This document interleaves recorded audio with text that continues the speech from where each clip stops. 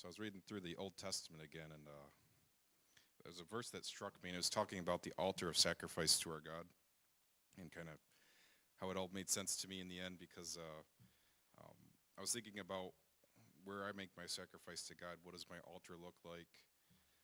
What's the first thing I do when I wake up? Do some of the things in my life, the stuff, get in the way, right? So God set the stage for the Israelites in the Old Testament in the law, and in this instruction, it's very clear how the altar is to be made and how to sacrifice. So in Exodus 20:25, it says, "If you make an altar of stone for me, you shall not build it of cut stones, for if you wield your tool on it, you will profane it." He even instructed them not to plant next to them or build steps up to it. It seems like it would just be better for the altar to be a spot of raw earth, just a place of God's creation, so that we can be reminded of God, not of the things that we make. It reminds me some of my best meditations through the years have been outside, without all the stuff. And the message here tells us, remove your barriers. Get all that stuff out of the way between your sacrifice and God. Now, we don't sacrifice animals anymore like the Old Testament times in the blood, but Jesus' blood was that final sacrifice for us. But there's still such a strong lesson in these Old Testament laws for us.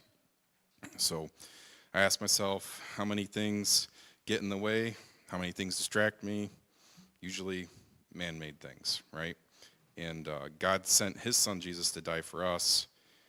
He commanded us to partake of this supper to remember that sacrifice.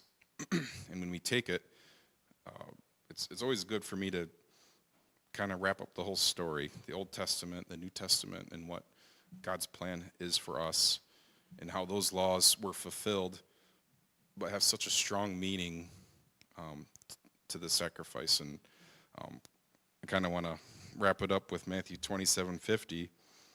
So Jesus cried out again with a loud voice and yielded up his spirit, and behold, the veil of the temple was torn in two from top to bottom, and the earth shook and the rocks were split. So that Old Testament law was literally fulfilled, that veil torn, and it's just so much more important now, I think, to make sure that sacrifice is done correctly. So ask yourself, what is between you and God that needs to be removed? Sometimes a really tough question, and I ask myself that too. So I ask that we take these emblems today of Jesus' body and blood in remembrance of him and his sacrifice to us, and how he took those barriers down for us. So let's pray.